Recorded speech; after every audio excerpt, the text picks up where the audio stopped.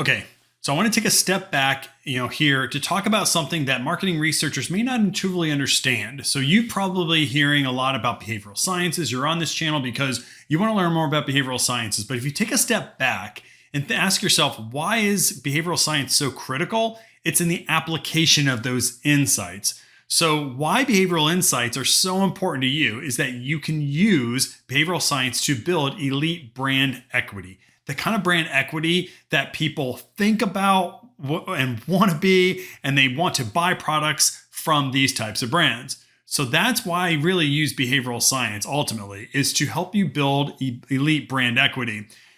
And what you know first off is that what is a brand? A brand or brand equity is just simply this. It's a series of psychological associations that you have made with your customers over time.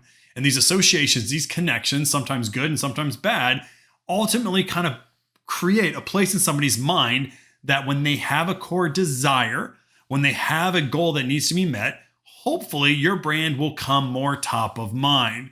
So what I want you to know is that the importance of brand equity really comes from behavioral science's ability to build positive associations.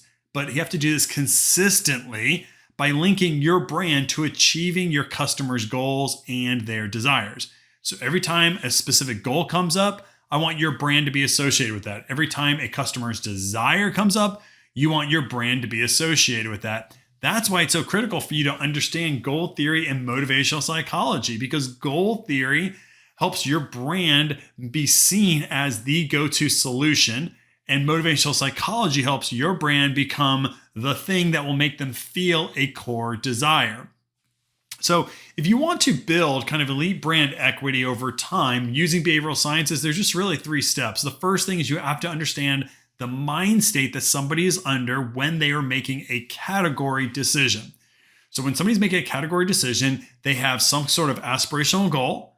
They understand that they have a core desire that's underlying the need for that goal. So motivation behind it. They have a particular approach that they want to reach that goal. And lastly, they have a trigger. So you have to identify the mind state. In particular, you need to identify the goal and the motivation. That's most critical for you to message against. Next, here's what we used to do. We used to do a quarterly one-wall test. So if you understand that all your messaging has to include a core mind state, I want you to throw all your messaging up on one board, one day a quarter. Tape it all up onto a wall and then ask yourself as you're looking through it, first, is the look and feel consistent? You'd be surprised how weird it is when you see everything up on the wall. Because you have multiple brands. Sometimes there's certainly multiple copywriters, multiple brand directors, creative directors that are designing your marketing. So just by putting up everything on a wall, you can see where there's inconsistencies with the experience.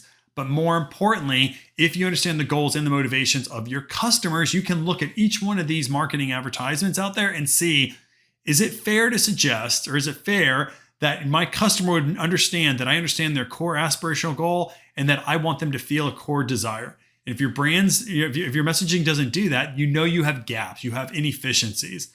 And lastly, do weekly marketing audits. Here's what that is. If you're a marketing researcher out there, just asked to be a part of a 30-minute meeting every week or maybe every 2 weeks. All you have to do is any new marketing that's going in through the system, all I want you to do before it's ever posted, before it's ever out there in the marketplace, ask your marketing or your agency to tell you what is the core motivation and the core goal that is trying to express in that marketing.